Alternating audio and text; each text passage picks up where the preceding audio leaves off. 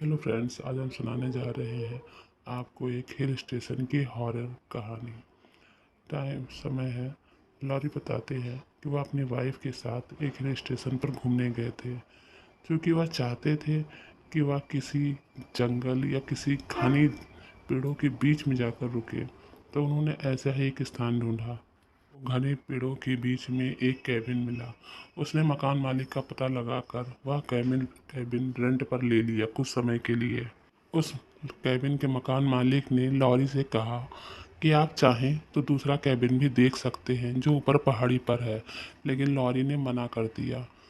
तब केविन के मकान मालिक ने कहा कि देखिए, ये इसमें रहना थोड़ा खतरा होगा। अगर आप इसमें रहते हैं तो मैं यही आपको कहूँगा कि आप ऊपर पहाड़ी पर जो दूसरा कैबिन है मेरा, वह इससे भी ज़्यादा बेटर है, आप वहाँ रह सकते हैं। लारी की वाइफ ने कहा, क्यों, इसमें क्या कोई समस्या है? तो उसने हिचकते हुए कहा, नहीं, ऐसे तो कोई बात नहीं है। लेकिन फिर भी उसने मकान मालिक ने कहा कि देखिए, रात में आप कभी भी इस लॉन से बाहर मत जाइएगा। और हाँ, मैं आपको पहले ही बता दूं कि यहाँ आसपास कोई नहीं रहता है। सभी ऊपर पहाड़ियों पर ही रहना पसंद करते हैं। लॉरी कहता है, कोई बात नहीं है, मैं सब देख लूँगा, आप जाइए। लॉरी और लॉरी की वाइफ बहुत खुश होते हैं इस कैबिन में, क्योंकि उनकी बहुत इच्छा थी कि वह पेड़ों के बीच में पहाड़ी हिल स्टेशन पर कहीं रहें। रात हो जाती है। लॉरी कहता है, चलो खाना खा लेते हैं, बड़ी भूख लगी हुई है। लॉरी बाहर जाकर कार में से कुछ खाने की चीज़ें लेकर आता है। लॉरी और लॉरी की वाइफ बैठकर खाना खाने लगते हैं। खाना खाने के बाद दोनों सोने के लिए चले जाते हैं। तभी रात 1 बजे उन्हें कुछ आवाज़ें सुनाई देती हैं। लॉरी की वाइफ उठकर देखती है तो वहाँ लाइट जलाती है, पर वहाँ पर उसे कोई नहीं दिखता। वह दोबारा अपना वहम समझकर जाकर सो जाती है। थोड़ी देर बाद लॉरी को प्यास लगती है। करीब 3 बजे का टाइम होता है। लॉरी उठकर लाइट जलाकर बाहर जाता है। देखता है काफ़ी अंधेरा है। वापस आकर वह किचन में जाकर पानी पीने के बाद वह वापस आने लगता है। तभी उसे पास में ही कोई दिखाई देता है। वह ध्यान से देखता है तो उसे दिखता है कि वहाँ पर कोई औरत खड़ी हुई है। तभी वह अपनी वाइफ को जगाने चला जाता है। वह जगाता है अपनी वाइफ को, कहता है, हेलेन, उठो उठो, देखो जरा, देखो घर में कोई है क्या, कोई आया क्या, तुमने दरवाज़ा खुला छोड़ दिया था? हेलन कहती है, नहीं जी, हमने तो दरवाज़ा लॉक किया था। फिर दोनों जाकर वहाँ देखते हैं, पर वहाँ पर कोई नहीं होता है। हेलन हंसने लगती है, कहती, लगता है तुमको डर लग रहा है, या तुम शायद कोई ख्वाब देख रहे हो। लॉरी कहता है, नहीं। लॉरी का होश पूरी तरह उड़ चुका था।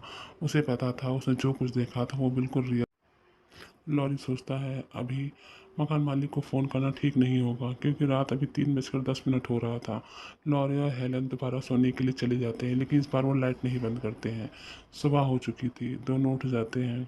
लॉरी सारी बात जो बीती थी उसे हेलन को दोबारा बताता है। कहता है, नहीं, मैंने जो कुछ देखा था वो मेरा कोई ख्वाब नहीं था, वह सच था, मैंने सच में उसे कोई औरत को देखा था।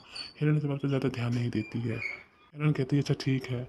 तभी वह नहाने के लिए बाथरूम में चली जाती है। तभी बहुत तेज़ से चीख आती है। लॉरी दौड़ता हुआ आता है। वह क्या कहता है, क्या हुआ हेलन? हेलन दिखा उंगली इशारा करते हुए दिखाती है और कहती है, वो देखो, कोई वहाँ से हमें देख रहा है। लॉरी देखता है जिधर हेलन इशारा करती है, पर उसे कुछ दिखाई नहीं देता है। लॉरी कहता है कि शायद तुम्हें कोई धोखा हो रहा है। हेलन कहती, नहीं, वहाँ पर देखो, कोई है। तो उसे लॉरी हेलन को पकड़कर ले जाकर कमरे में बिठाता है और कहता है, देखो हेलन, तुमने या तो रात में दरवाज़ा खोल दिया है तो शायद हमारे घर में कोई आ गया है।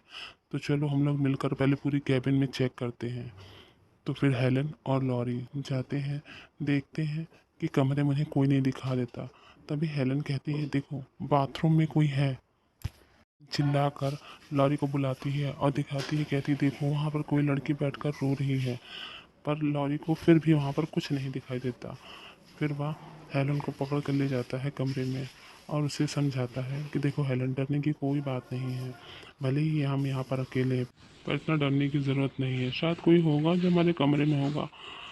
उसके बाद लॉरी हेलन को थोड़ा शांत करने के लिए टीवी ऑन कर देता है। सच में लॉरी भी यह सोच रहा था कि आखिर मुझे भी तो औरत दिखाई दी थी, लेकिन वह हेलन को डराना नहीं चाहता था, इसलिए उसे वह शांत करने लगता है और सोचने लगता है कि आखिर इस घर में कौन है। तभी उसे पीछे से कुछ फुसफुसाने की आवाज़ सुनाई देती है। वह उस आवाज़ के पीछे पीछे चलने लगता है। सारे कमरों में चेक करता है पर उसे कहीं कुछ नहीं दिखाई देता। तभी वह देखता है कि वह आवाज़ अब बाथरूम से आने लगी है। अब आवाज़ फुसफुसाने की नहीं रह गई। अब तो जैसे लग रहा था कि बाथरूम में फर्श पर कोई खोद रहा है। लॉरी दौड़ कर जाता है। वह देखता है बाथरूम में ढेर सारी मिट्टी खुदी हुई है। तभी वह ऊपर देखता है, उसे एक लड़की की परछाई दिखाई देती है। वह बहुत डर जाता है। तभी उस पीछे पलटता है। उसके पीछे एक आत्मा आकर बहुत ज़ोर ज़ोर से चिल्ला रही होती है और कह रही होती है, यहाँ से भाग जाओ, भाग जाओ, चले जाओ, चले जाओ। लॉरी बहुत डर जाता है। वह दौड़कर हेलन के पास जाता है और हेलन को जगाता है और हेलन से कहता है, जल्दी चलो यहाँ से। वह दोनों कार की चाबी लेकर कार को भगाने लगते हैं और जल्द से जल्द उस कॉटेज से दूर चले जाते हैं। वह और तेज़ी से गाड़ी को भगाते रहते हैं। हेलन कहती है, क्या हुआ बताओ। लॉरी कहता है, अभी बाद में बताऊंगा, पहले गाड़ी यहाँ से। और लॉरी बताता है कि मुझे भी कुछ आवाज़ें सुनाई दे रही थी। तुम्हारे सो जाने के बाद मैंने सारे रूम को चेक किया और जैसे ही मैं बाथरूम के पास पहुँचा, वहाँ पर ढेर सारी मिट्टी खुदी हुई थी और एक परछाई भी मुझे दिखी। जैसे ही मैं पीछे पलटा, मुझे एक औरत दिखी जो बहुत तेज़ से चीख रही थी और वह हमें भागने के लिए कह रही थी। मैं इतना डर गया, मैं तुम्हें लेकर बस अभी भी तुरंत वहाँ से निकला हूँ। ज़ोर ज़ोर से बारिश भी हो रही थी। उस बारिश की वजह से लॉरी को कुछ भी दिखाई नहीं दे रहा था और रात चूँकि काफ़ी हो चुकी थी तो वह रास्ता भूल भी चुका था। कहती है, ये क्या लॉरी, तुम तो फिर उसी रास्ते पे जा रहे हो जिधर से भी वापस आए हैं। लॉरी को समझ में नहीं आ रहा था कि आखिर वो करे तो करे क्या। लॉरी कार को तेज़ भगाने लगता है। उसे रास्ता नहीं मिल रहा था। वो वापस फिर उसी कॉटेज के पास पहुंच जाता है। तब हेलन उस कार से उतरती है और कहती है, चलो हम दोनों चलते हैं, देखते हैं वहाँ पर क्या है। तब दो हिम्मत कर कर दोनों फिर से वापस बाथरूम में जाते हैं। वह शीशे के सामने खड़ी होती है। तभी उसे वहाँ एक परछाई चीखती चिल्लाती है और वह उसके बाद वह रोने लगती है। वह तरह तरह की आवाज़ें निकाल रही होती है। हेलन काफ़ी डर जाती है। वह कह और अपने हस्बैंड से कहती है, आखिर ये हमारे साथ क्या हो रहा है। तभी लॉरी को याद आता है उस मकान मालिक की बातें। वो मकान मालिक को फ़ोन करता है और पूछता है कि आखिर ये तुमने हमें कैसा कैबिन दे दिया है। यहाँ पर तो अजीबोगरीब चीज़ें हो रही हैं। यहाँ पर तो कोई लड़की दिखाई देती है। बताओ हम क्या करें। तब वह मकान मालिक कहता है कि कमरे में जाओ पहले। हेलन कमरे में जाते हैं। तब मकान मालिक कहता है, वहाँ पे एक बड़ा सा पोस्टर लगा हुआ है, उसको हटाओ। उसके पीछे एक दरवाज़ा है, उस दरवाजे पे चर्च है जहाँ पे पहले प्रे हुआ करती थी। वहाँ के रास्ते से तुम्हें गाड़ी कार लेकर जाना होगा, तभी तुम वहाँ से निकल पाओगे। वह ऐसा ही करता है। हेलन और लॉरी उस पोस्टर को हटाते हैं और उसके नीचे से होते हुए उस चर्च में पहले प्रे करते हैं और उसके बाद वह पीछे के रास्ते से कार लेकर निकलने लगते। हेलन और लॉरी अपना सारा सामान लेकर वहाँ से उसके पीछे रास्ते से जब निकलते हैं, तभी हेलन को याद आता है। वह कहती है, लॉरी आखिर यहाँ पर ऐसी क्या चीज़ है।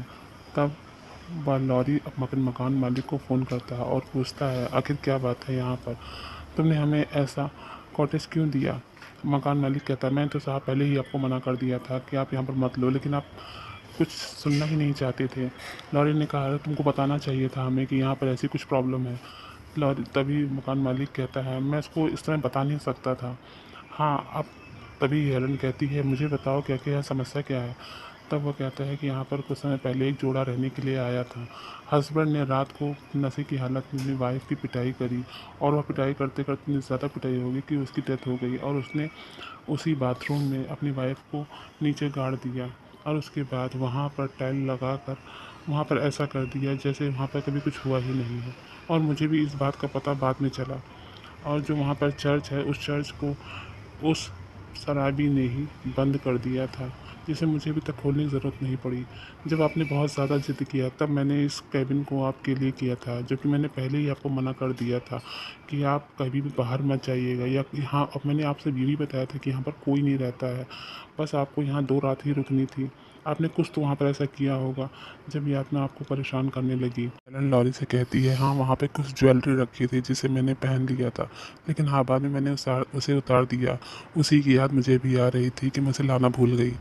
तभी लॉरी कहता है, अच्छा हुआ जो तुम उसको लेकर नहीं आई। वह मकान मालिक जो कि फ़ोन पर था वही सब बातें सुन रहा था। उसने कहा बस आपने यही गलती की, आपको वो ज्वेलरी नहीं पहननी थी। उससे लगी हुई कोई भी चीज़ जो जो भी मारा गया है उसकी पहनी हुई या उसकी पसंद की हुई कोई भी चीज़ किसी को भी हाथ नहीं लगानी चाहिए, तभी वो आत्माएँ जग जाती हैं। तो यही आपने गलती की है। लेकिन अब चूँकि अब आप वहाँ से निकल चुके हैं तो आपको अब कोई परेशानी नहीं है। आप निश्चिंत होकर अपने घर जाइए। तभी लॉरी और हेलन अपने शहर के रास्ते पे पहुंच जाते हैं। हेलन बहुत खुश होती है। वह कहती है शायद अब हम पहुंच चुके हैं। तभी उसे वह दूर दूर तक पलट कर देखती है। उसे वह कॉटेज अभी भी दिखाई दे रहा था, जो कि अजीब तरीके से जैसे हंस रहा हो और हेलन से कह रहा हो, अच्छा हुआ जो तुम चली गई। तभी हेलन को कुछ दूरी पर एक और लड़की प्रे करती हुई दिखाई देती है, पर हेलन कहीं रुकती नहीं है और लॉरी से कहती है गाड़ी तेज भगाओ। वह दोनों गाड़ी को तेज भगाते हुए अपने घर पहुंच